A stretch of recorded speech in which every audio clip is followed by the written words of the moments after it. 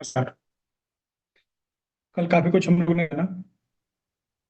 आज वहीं से कंटिन्यू करेंगे जहां कल हम लोगों ने क्लास को स्टॉप किया था।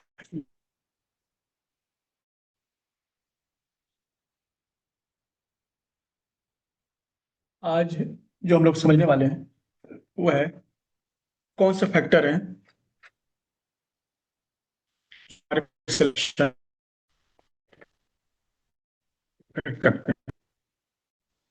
हम लोग जो भोजन चुन रहे हैं उसको चुनने के पीछे कौन कौन से फैक्टर हो सकते हैं।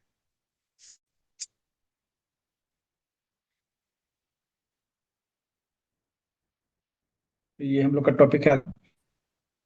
यही बातें होंगी।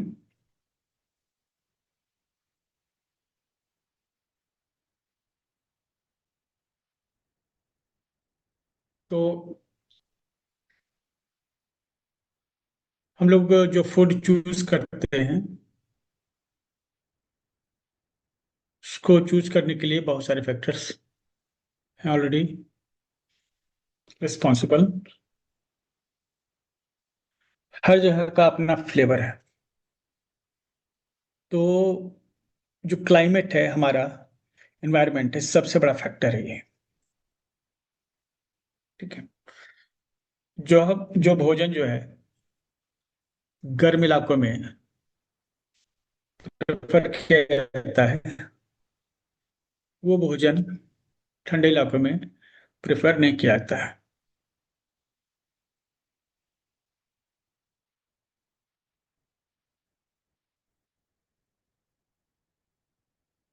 तो पहला कारण तो यही है।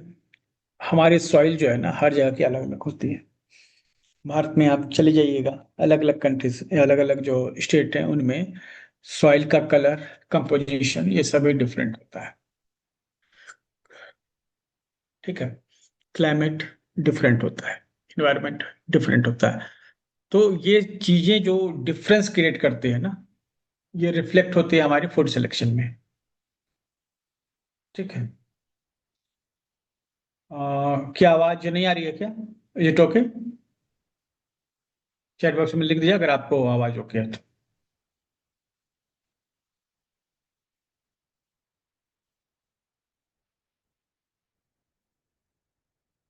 तो यह जो है ना बहुत इंपॉर्टेंट है। हमारा खाना हमारे परिवेश पर, एनवायरमेंट पे डिपेंड करता है। ठीक है।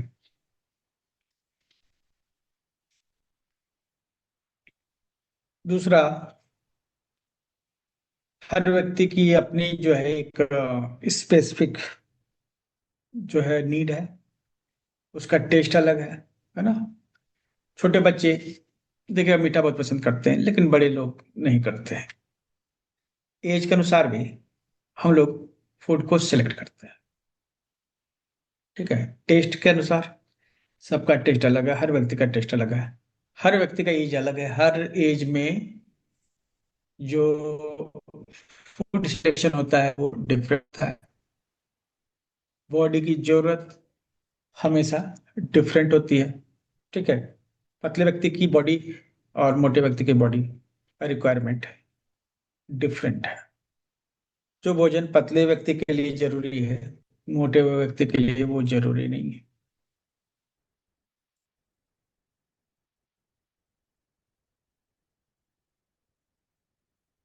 ठीक है। हम लोग की फीलिंग भी बहुत मायने रखती है।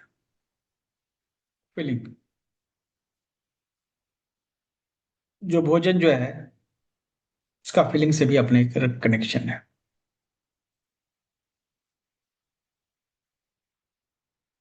कोई भोजन जो है आपको अपनी माँ की याद दिलाता है। कोई भोजन जो है बचपन से ही आपने जान रखा है, जैसे कि दूध पियोगे तो मजबूत बनोगे। एक कॉन्सेप्ट हमारे दिमाग में है।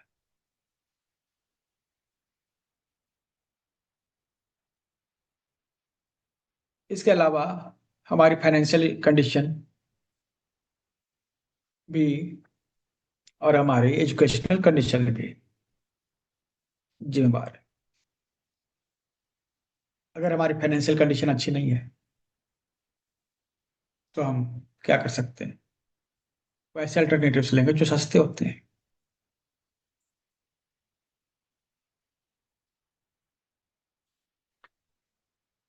और हमारी फाइनेंशियल कंडीशन अच्छी है तो कोई भी फूड हो, कोई भी कॉस्ट हो, मायने नहीं रखता। और रिलीजन, एक खास रिलीजन में एक खास तरह का भोजन ज्यादा प्रेफरेबल है, और एक खास तरह का भोजन जो है इग्नोरेबल है, उसको इग्नोर किया जाएगा, हेट किया जाएगा इवन।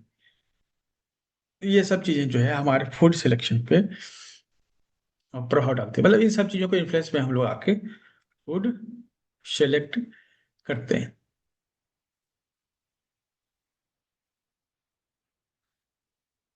तो इसको थोड़ा सा एक्सप्लोर करते हैं। तो हमारा मिट्टी और जलवायु, अभी कल मैं एक वीडियो देख रहा था, थाईलैंड में एग्रीकल्चर वहाँ भी एक काफी पॉपुलर है कि मक्के, मेज, कॉर्न की खेती होती है।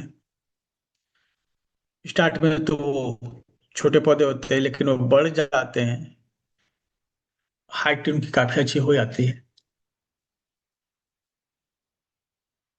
तो मक्के के बीच में मिर्च के पौधे लगाए जाते हैं, बीच में लगा दिया जाता है। तो दो दो फसल एक साथ हो जाती है। तो जो खेती होती है, एग्रीकल्चर होता है, वो किसी खास परिवेश में इंपॉर्टेंट होता है। हर जगह का जो फूड होगा ना, अवेलेबिलिटी उस पर डिपेंड करता है।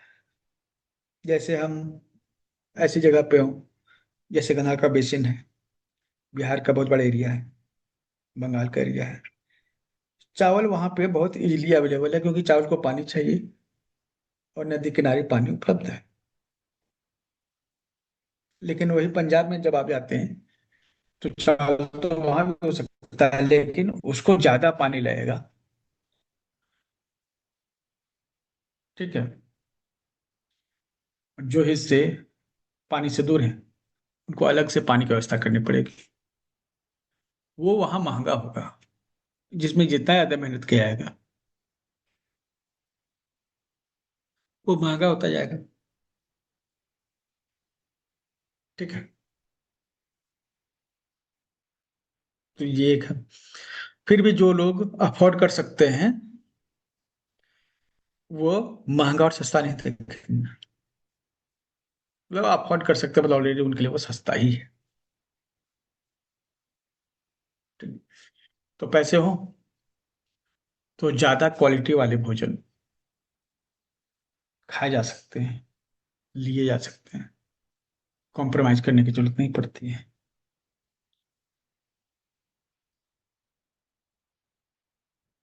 और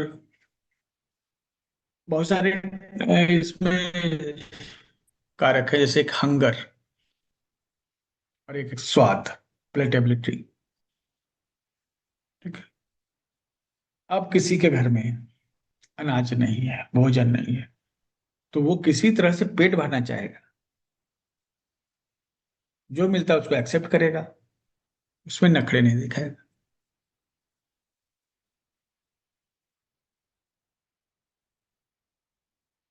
लेकिन अगर ऐसी कोई कंडीशन, हंगर वाली कंडीशन नहीं है, तो हमारा एम केवल पेट भरना नहीं है। अब जो एम हो जाता है स्वाद लेना, अलग अलग तरह का स्वाद जो है लेना, अच्छा से अच्छा, अगर संभव हो तो।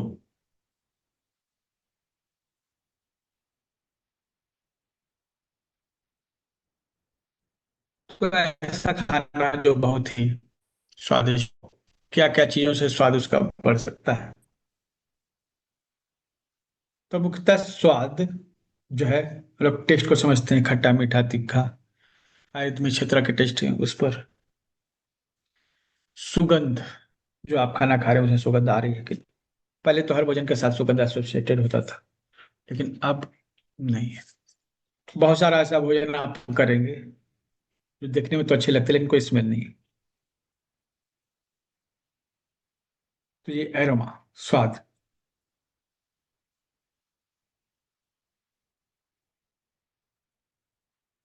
बनावट, जब सर्व किया जाता है तो वो अपील करे, खाने का मन करे, उसका कलर हमें अट्रैक्ट करता है। ठीक है। और कुछ भोजन ठंडे और कुछ भोजन गर्म ही सर्व किए जाते हैं, क्योंकि वो उसके साथ तो बना ही है। ठीक है, जैसे मान लो आइसक्रीम है तो हमेशा वो ठंडा ही खाया जाएगा। ठीक है। तो टेम्परेचर भी एक फिक्स, ये सब चीजें मिलकर जो है ना, जो हमारा फूड सिलेक्शन जो है उसको देखते हैं। एज के साथ भी जो है आपका जो है फूड सिलेक्शन चेंज होता है। जब व्यक्ति नौजवान होता है तो वो भारी से भारी भोजन को भी डाइजेस्ट करने की क्षमता रखता है।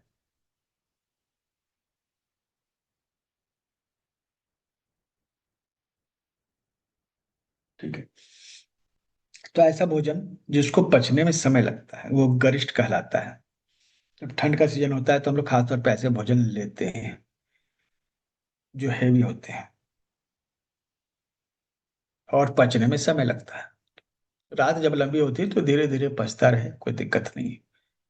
लेकिन गर्मियों में पचने का समय ही नहीं मिलता है, तो भारी भोजन लीजिएगा तो पचेगा ही नहीं, टाइम ही नहीं मिलेगा उसको पचने का। तो जो यूथ होते हैं, ठीक है, वो हैवी फूड ले सकते हैं, क्योंकि उनमें पचाने की क्षमता बहुत ज्यादा होती है।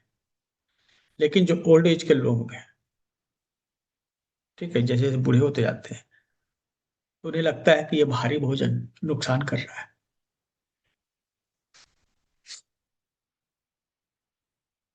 तो वो क्या करते हैं, हल्का भोजन लेते हैं। ऐसा भोजन जो हल्का और इजीली डाइजेस्टेबल हो। तो जब ओल्ड एज के लोग हो जाते हैं उनका प्रेफरेंस चेंज होता है। देखिए यहाँ पे गरिष्ठ भोजन से, हैवी भोजन से लाइट भोजन की ओर उम्र बढ़ने पर व्यक्ति बढ़ता जाता है धीरे धीरे।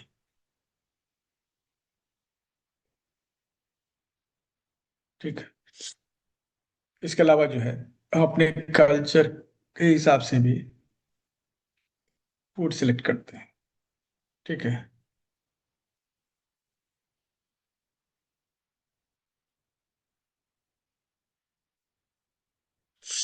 कल्चर तो जैसे भी रमजान में बहुत सारा फूड बना, तो उसमें कुछ फूड जो है ऐसे हैं जो मानते हैं कि हाँ ये पाक है, मतलब पवित्र है, उसको स्पेशल जो है इम्पोर्टेंस दिया गया उस फूड को। नॉर्मली हर कल्चर के साथ कुछ ना कुछ स्पेसिफिक फूड कनेक्ट होता है,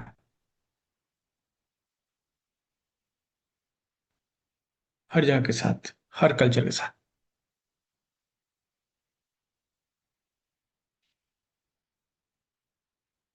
और इसमें से कुछ ऐसा भोजन होता है जो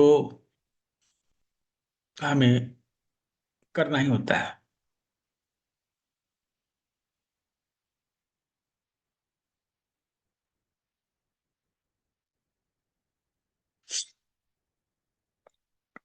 हम्म,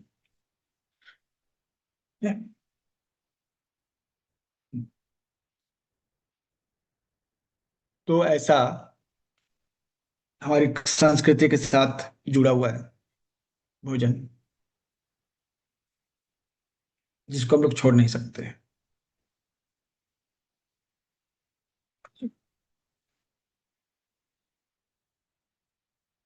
जैसे हमारे यहाँ आद्रा नक्षत्र जब आता है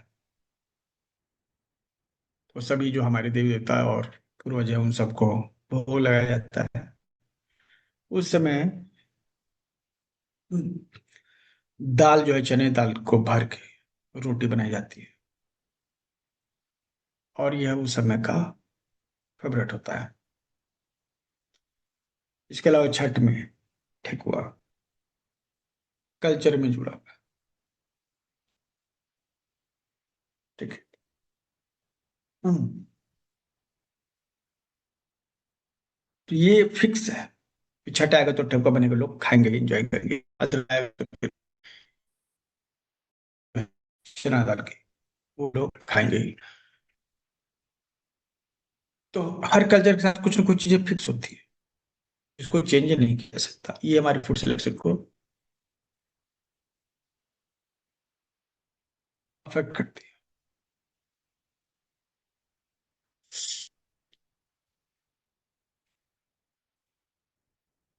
इसके अलावा जो हम लोग खाना खाते हैं उसका एक सोशल वैल्यू है। पार्टियां होती है, सब लोग मिलकर खाना खाते हैं, और एक ऐसा माहौल बनता है जो इंजॉयबल होता है।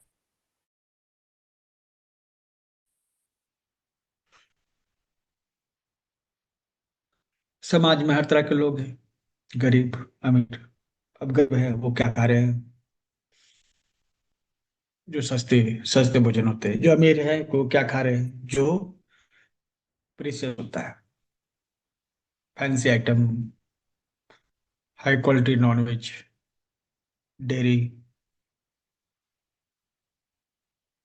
तो ना चाहते हुए भी जो भोजन होता है ना, उसका भी ग्रुप बन जाता है, गरीब भोजन, अमीर भोजन। ना चाहते हुए बन जाता है, इसको बना नहीं रहा है, लेकिन एक इस तरह कंडीशन बन जाती है कि हो जाता है। हमारे रिलीजन के हिसाब से भी हमारा फूड सिलेक्शन जो है इफेक्ट होता है। जैसे हिंदू है तो गौमांस उसके लिए त्याज्य है। जैन के लिए नॉनवेज, अंडे एकदम त्याज्य है। मुस्लिम है, उनको सुअर का मांस एकदम त्याज्य है। ठीक है। तो वो नहीं खाएंगे कुछ भी हो जाए, वो धर्म के साथ उनका जुड़ा हुआ है। इसी तरह जो उपवास जो है सभी धर्म में अलग है।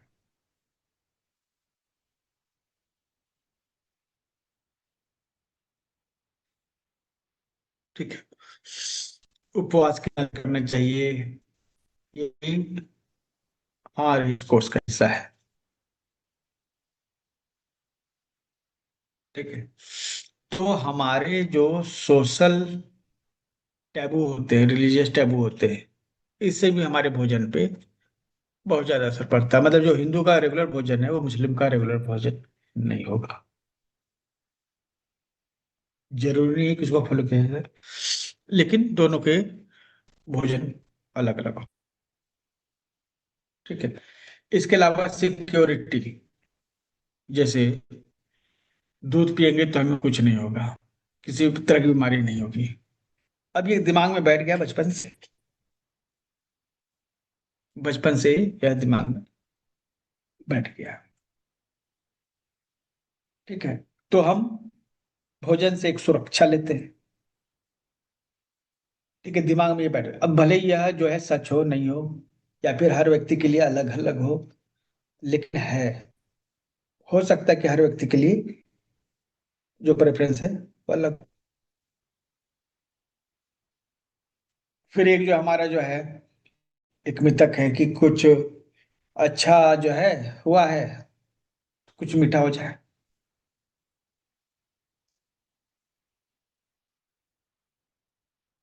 तो ये भी हमारे दिमाग में बैठा हुआ है कि कुछ भी अच्छा होगा तो मीठा खाना है।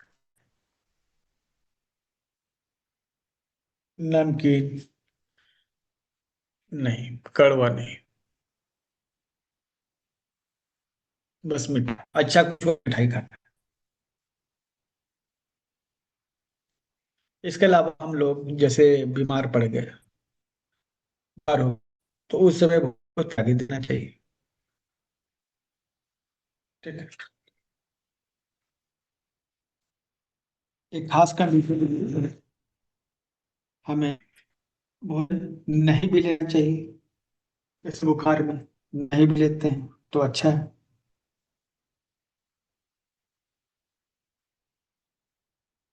और भोजन को एक पनिशमेंट भी हम लोग पनिशमेंट के तौर पे भी देख सकते हैं। किसी का कोई फेवरेट फूड है और उसे नहीं खाने दिया जाए तो ये भी एक पनिशमेंट है।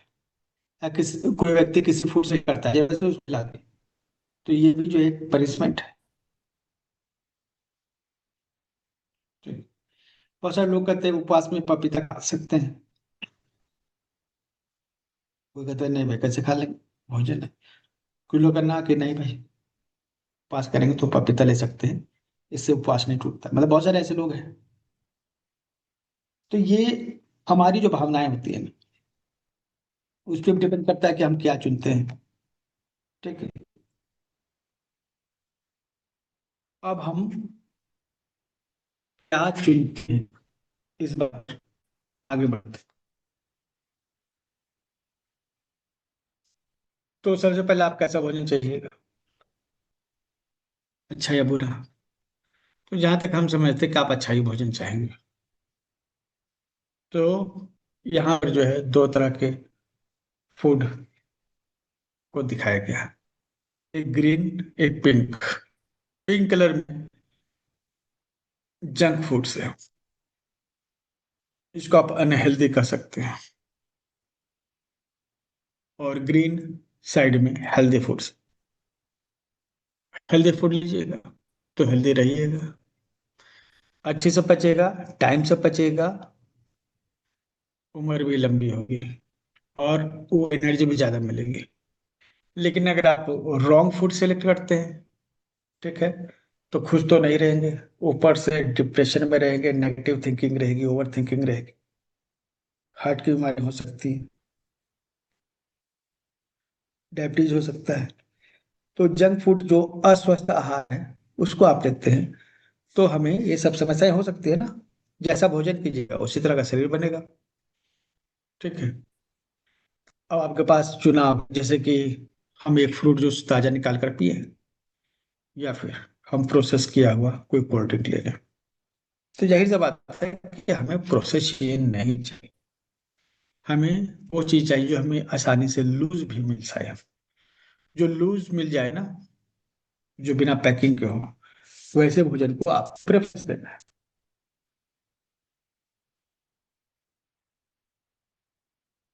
ठीक है।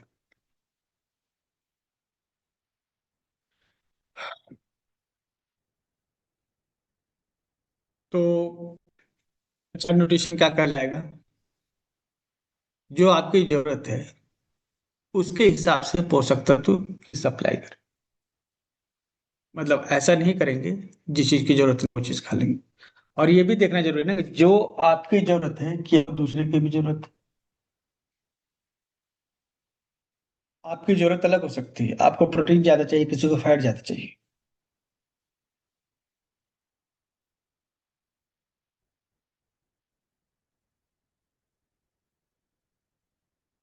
तो दोनों एक नहीं हो सकते ना।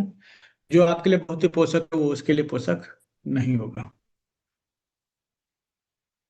कैसे पता चलता है कि वो व्यक्ति भोजन जो ले रहा है जो है प्रॉपर है? तो उसके चेहरे से तो पता चलेगा, उसके बाल, चेहरा, ठीक है, स्किन चमकदार होगा। ठीक है, आंखों को देखिएगा, आंखों में कॉन्फिडेंस होगा।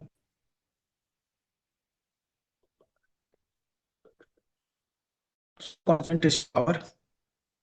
अच्छा अच्छा भोजन कीजिएगा तो ये सब मिलेगा।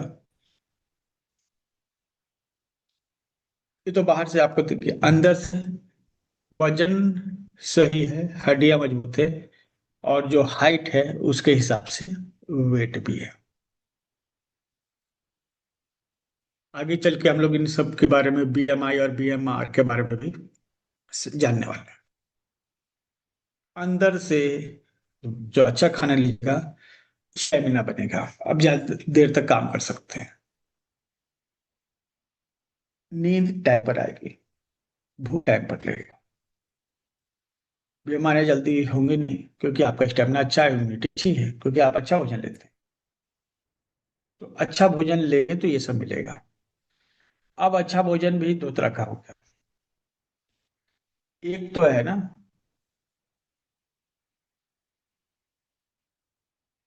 भोजन जो है पोषक तत्व नहीं मिलना, तो ये कहलाएगा अंडर न्यूट्रिशन।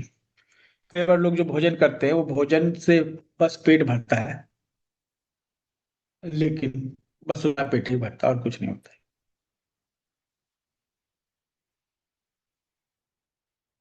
ठीक है। तो इसको अल्प पोषण कहते हैं, अंडर न्यूट्रिशन, की जितनी जरूरत है उतना आप खा नहीं रहे। ओवर न्यूट्रिशन का क्या मतलब हो गया? गलत भोजन जो है और उसका सेवन भी ज्यादा से ज्यादा करना। ठीक है। तो कुपोषण मतलब कि दोनों आ जाता है इसमें। ठीक है, दोनों आता है।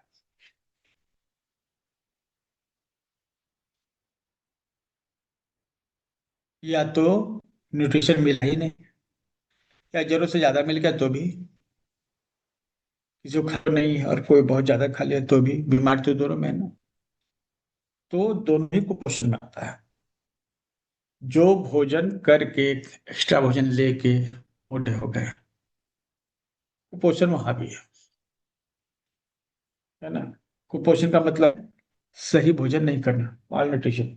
तो कम भोजन ज्यादा भोजन दोनों ही कुपोषण में आता है।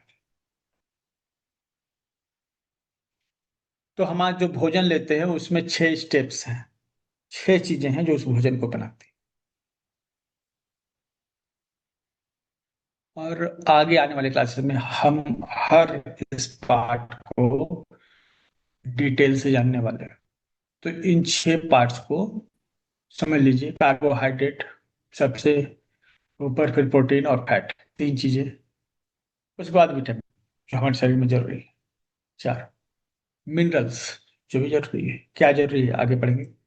और पानी जरूरी है, बहुत जरूरी। ठीक है।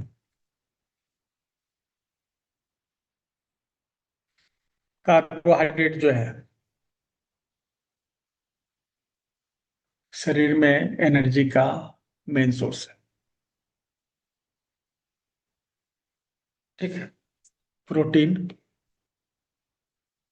हमारे मांसपेशियों को बनाने के लिए, रिपेयर करने के लिए, मसल्स को रिपेयर करने के लिए, शरीर में कहीं भी दिक्कत हो और उसको रिपेयर करने की जरूरत है, तो प्रोटीन उसको रिपेयर करेगा। ठीक है। प्रोटीन से ही पूरा बॉडी बना हुआ है।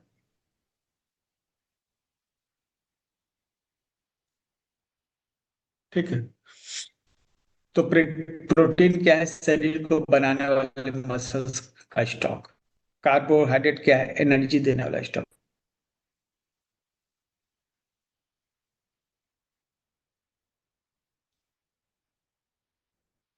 तो हमने अब तीसरा देखे, फैट। फैट जरूरी है।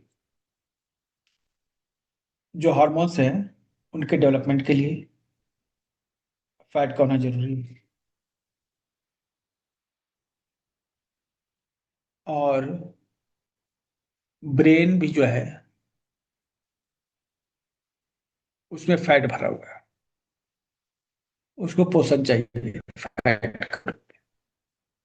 तो हार्ट के लिए, ब्रेन के लिए, हार्मोन्स के लिए फैट जरूरी है।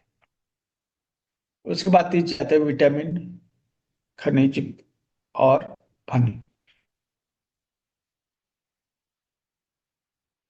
तो इसके पहले एक कैटेगरी होगी हमारी कार्बोहाइड्रेट प्रोटीन की, उसके बाद फैट की।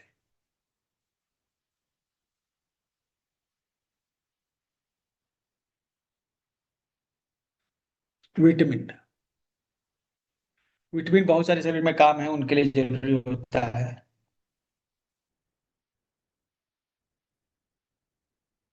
ठीक है। कई तरह के विटामिन होते हैं।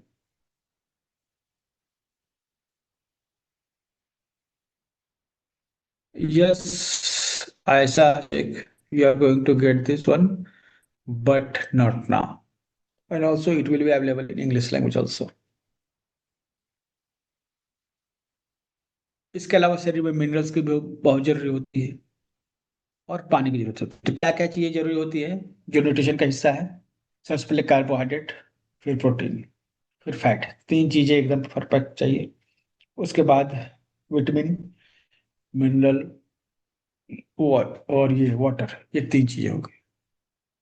ये सभी जरूरी है, बैलेंस में रहना है। जो भोजन आप करेंगे उसमें इन सभी का बड़ा रोल है।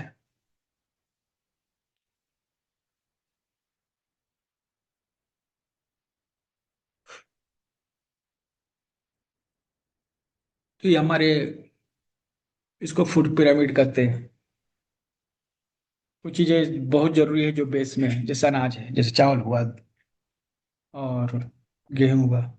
ये सब चीजें हैं जो बेस फाउंडेशन, जो आप खाना खाते हैं थाली में सबसे ज्यादा यही होता है, चावल या फिर गेहूं। तो मुख्यतः अनाजों से हमें कार्बोहाइड्रेट मिल जाता है। ठीक है। फल और सब्जियां, ये भी दो तरह की होती हैं जो आगे हम लोग समझेंगे। ठीक है। डेयरी प्रोडक्ट्स, दूध, घी, दही और नॉनवेज, ये भी प्रोटीन का एक पार्ट है। और सबसे कम मात्रा में जो चीज़ हम लोग लेते हैं वो होता है fat. Good fat, bad fat, ये तो बाद में, पहले जानेंगे कि ये हमारे जो स्ट्रक्चर है। सबसे नीचे cereals and carbohydrate, second layer fruit and vegetables, third layer में protein rich food, whether it is dairy or from other, और सबसे ऊपर फैट। ठीक है। बस अब देखिए ये कैसे कैसे काम करता है। ये, इसको स्किप करते हैं क्योंकि यहाँ सेम चीज जो है एक इमेज के रूप में है। तो हम लोग जो भोजन करते हैं ना, तीन हिस्सों में बट जाता है। तो पहले फल सब्जी, वन थर्ड। वन थर्ड जो हो गया है चावल या ये रोटी। ठीक है, आलू भी इसमें आता है। तो मेनली यहाँ चावल और रोटी। कुछ जगह लोग ब्रेड को भी इसमें ऐड करेंगे, जगह जगह के हिसाब से सब कुछ होता है। ठीक है। तो एक थाली में तीन हिस्से करेंगे तो एक हिस्सा आना चाहिए फल और सब्जी, फिर एक हिस्सा आना चाहिए हमारा जो रेगुलर जो है अनाज है। ठीक है। इसके अलावा नट्स, डेयरी, ये सभी चीजें, ये इसका हिस्सा है। और बहुत कम हिस्सा में हम लोग को चीनी या और फैट की जरूरत पड़ती है। तो इस तरह की एक थाली हमारे पास होनी चाहिए। समझाने के लिए एकदम यही थाली नहीं ले आइएगा। ठीक है। तो एक अच्छा थाली में सभी पोषक तत्व छः के छः मिलने चाहिए। और खाने पर आपको मिलेगी ऊर्जा, चमक, चेहरे पे चमक। ठीक है। प्रोसेस जंक फूड, ठीक, जो मार्केट में मिलते हैं, या तो भोजन में जो है बहुत ज्यादा चीजें उसमें ऐड कर दी जाती है या फिर होते ही नहीं। मोस्टली मान के चलिए उसमें जो भी जंक फूड चल रहा है इसमें कुछ अच्छा नहीं होता, इससे पोषण आपका गड़बड़ ही हो जाएगा। और खाने के बाद जो है थकावट महसूस होगा, बीमारियां महसूस होंगी। तो आप जो भोजन करेंगे उसमें इन तीन चीजों का जरूर ध्यान रखेंगे। ठीक है।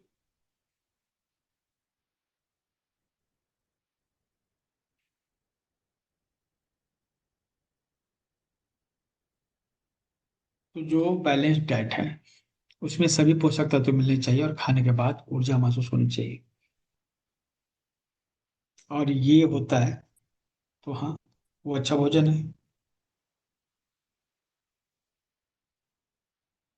अब जो है एक सिस्टम बना हुआ है जिसको कहते हैं फूड एक्सचेंज। तो डाइट में आपको क्या शामिल शामिल करना है ना, आपको काफी कुछ पता चलेगा।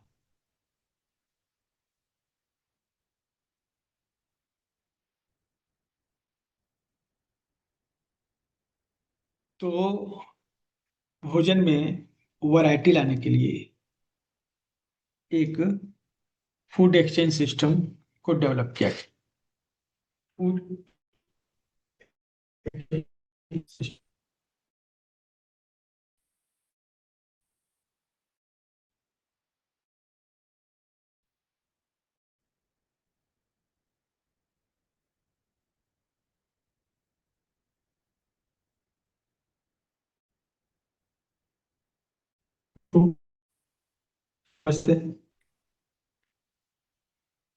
बेसिक जो समझ है ना,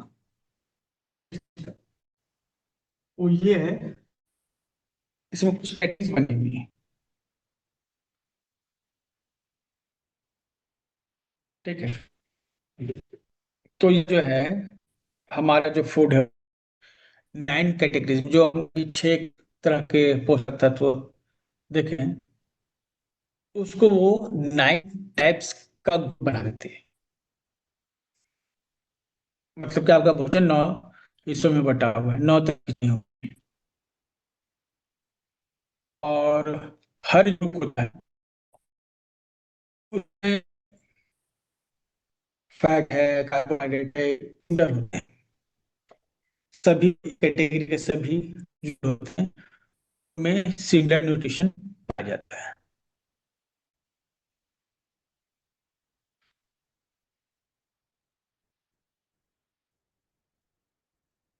तो ये 9 तरह के भोजन और सब्जियां,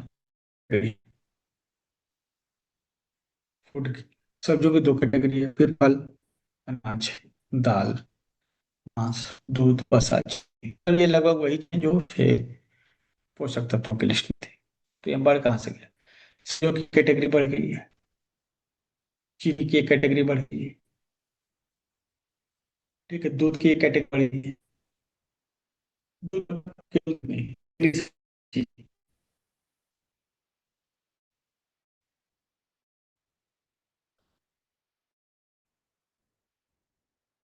ठीक है। वो 9 कैटेगरी से सब थोड़ा थोड़ा कुछ ना कुछ लेके थाली बनानी है। बनाने से क्या, कार्बोहाइड्रेट मिलेगा, प्रोटीन भी मिलता है,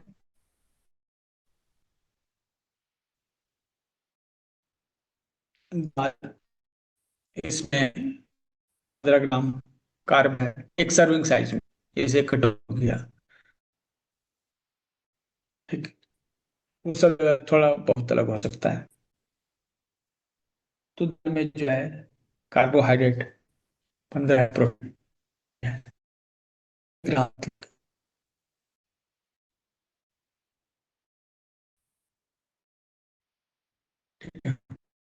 तो फिर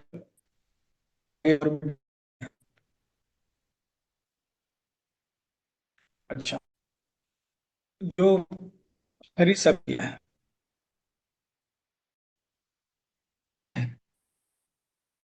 आदि ग्रुप है, ठीक है, एक जिसमें कार्बोहाइड्रेट कम होता है, जैसे पालक, पत्ता गोभी, करेला, तरह की और भी चीजें हैं जिसमें कार्बोहाइड्रेट नहीं होता है। लेकिन फिर कुछ ऐसा भी है जिसमें ये होता है, ठीक है। चुकंदर, गाजर,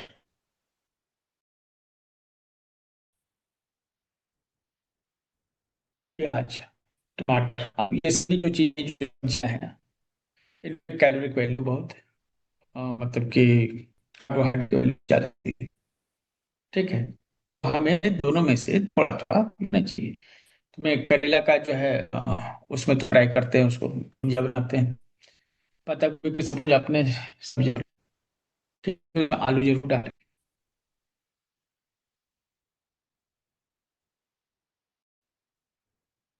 तो यह एक चीज, मतलब दूसरे तरह का हाई कार्बोहाइड्रेट फूड होता है। ये सब नहीं है, लेकिन इसमें कार्बोहाइड्रेट होता है। गाजर का, मटर, ये सब चीज़,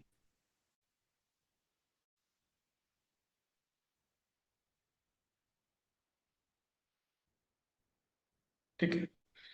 तो फूड एक्सचेंज का एक रूल है। ठीक है। तो 10 कार्बोहाइड्रेट कहाँ से मिलेगा? कार्बोहाइड्रेट की बात कर रहे हैं। 50 किलो कैलोरी और 10 ग्राम कार्बोहाइड्रेट कहाँ से मिलेगा? तो एक सेब कहाँ से भी मिल जाएगा? 10 ग्राम कार्बोहाइड्रेट। 20 से भी मिल जाएगा।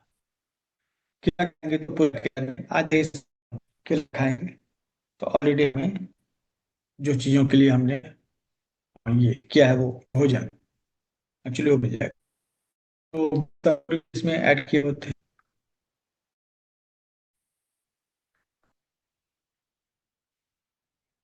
तो एक्सचेंज का मतलब क्या है?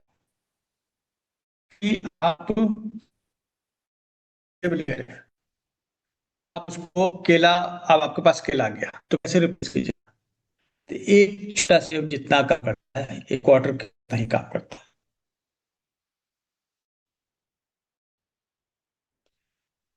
तो सेब की जगह पे रख सकते हैं। लेकिन सेब अगर जिस सबको हम खिलाना है, सेब नहीं खा रहे हैं या कुछ जल्दी खाने खिला रहे हैं, अंगूर खाता है तो भी अंगूर खाना पड़ेगा।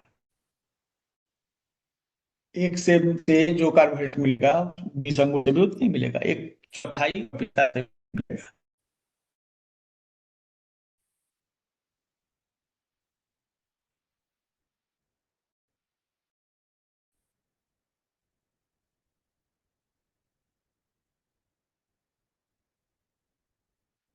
तो अब आगे बढ़ते हैं।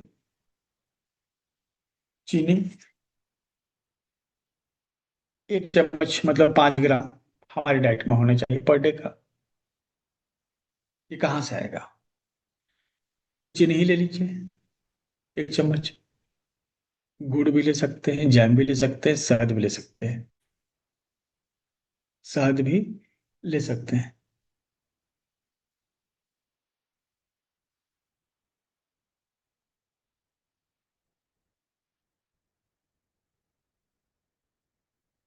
जैसे शुगर जो है हमें चाहिए ना, तो शुगर जब हम लेंगे, हमारा कैपेसिटी इनका क्या है? 5 ग्राम कार्ब लेना है, कार्बोहाइड्रेट लेना है। तो हम 1 चम्मच चीनी को पानी में घोल के पी सकते हैं। अगर आप दिन भर में कुछ मीठा नहीं लिया हो तो एक अच्छा विकल्प है। शहद भी ले सकते हैं।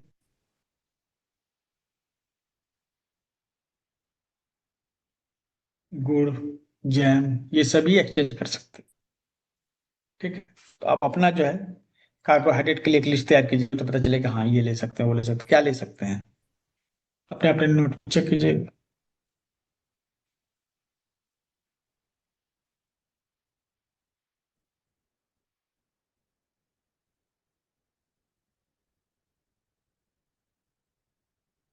इस तरह से सीरियल एक्सचेंज है। मतलब कि 30 ग्राम जो है अनाज ले रहे हैं, जिसमें हमको 20 ग्राम कार्बोहाइड्रेट मिलेगा, 2 gram protein, 100 kilo calorie energy मिलेगी। ठीक है। तो हम जो अनाज ले रहे हैं ना, ठीक है, उसमें ये सभी चीजें होती हैं नेचुरली, जो चीजें होती हैं। ठीक है। अगर आप 1.5-2 रोटी खाते हैं, या फिर ब्रेड जो है 2 टुकड़े में काट के उसको यूज करते हैं, तो भोजन में लगभग 2 रोटी या 2 स्लाइस ब्रेड का जो रोल है, उतना ही जो है आधा कटोरी चावल पका हुआ, दलिया भी लेंगे, ले सकते हैं। पोहा ले सकते हैं, अच्छा ऑप्शन है, आधा कटोरी लेना पड़ेगा। उपमा भी अच्छा ऑप्शन है, आधा कटोरी लेना पड़ेगा।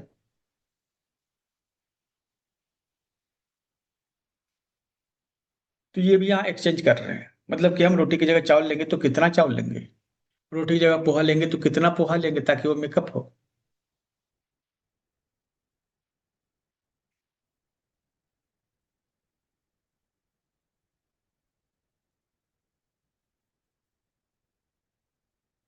Okay, voice breaking.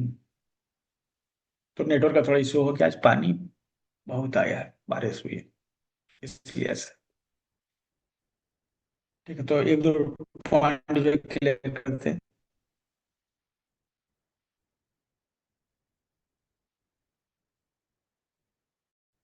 तो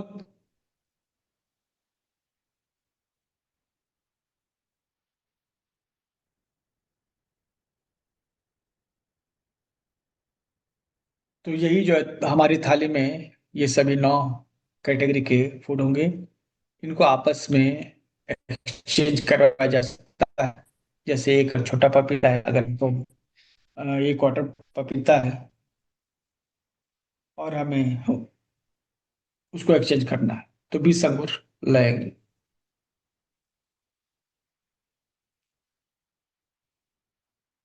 ठीक है।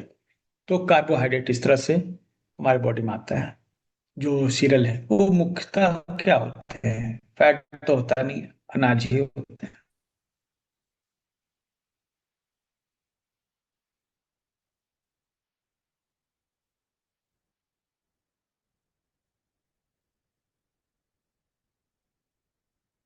अब है कि जो लोग शाकाहारी हैं उनको प्रोटीन कहाँ से मिलेगा?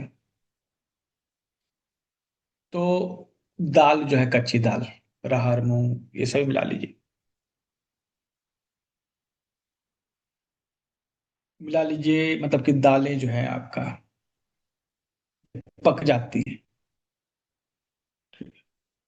एक कप से थोड़ा सा कम भीगी हुई दाल। अगर उनको भिगो लेते हैं ना, जल्दी कुक हो जाते हैं। कल इस पर चर्चा करेंगे 5 वाली क्लास में। तो उसी तरह दालों से हमें प्रोटीन मिलता है। कितना प्रोटीन चाहिए हमें? एक बार में 30 ग्राम, और उसमें भी 6 ग्राम प्रोटीन है। बाकी चीजें स्टडी करते हैं क्या है।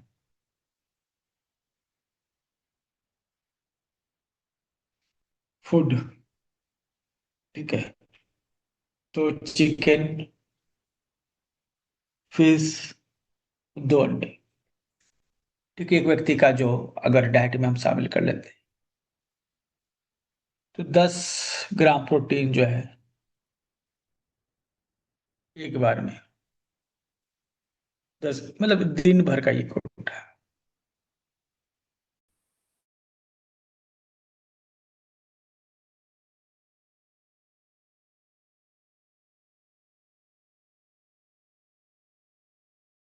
कोई नॉन वेज खाने वाला है तो उसको देख लीजिए कि कितना उसको जरूरत पड़ती है, डेली अलावेंस जो है कितना है। 2 अंडा, या फिर एक चिकन का पीस, या फिर मछली का एक पीस। कौन आपके लिए ज्यादा इम्पोर्टेंट है?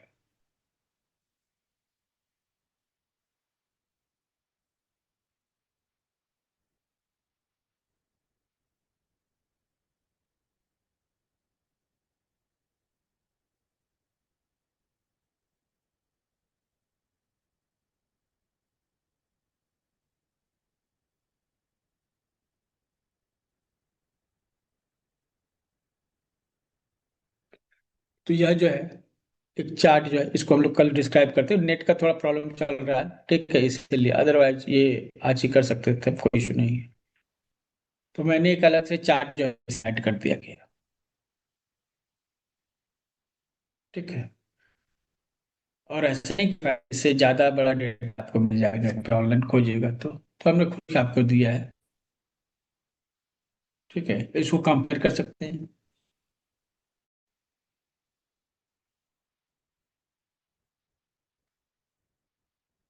ठीक है। तो बाकी बातें कल करते हैं। Pasteurized milk isn't cow. Actually, that is cow milk also. Pasteurized milk is called cow milk. Okay. But it was heated deeply and put in cold for a long run. तो जो तरीका है वो गलत है, otherwise that is good. Okay. तो आज के वीडियो को देखिए। वीडियो से रिलेटेड क्वेश्चन मिलेंगे, क्वेश्चन आंसर दीजिए ग्रुप में, मेन ग्रुप है उसमें। ठीक है, तो वीडियो देख लीजिएगा और क्वेश्चंस का जवाब। ठीक है। दूध पीना फायदेमंद नहीं है, मतलब सबके लिए नहीं, किसी को फायदा होगा किसी को नहीं होगा, वो नेचर देखना पड़ेगा।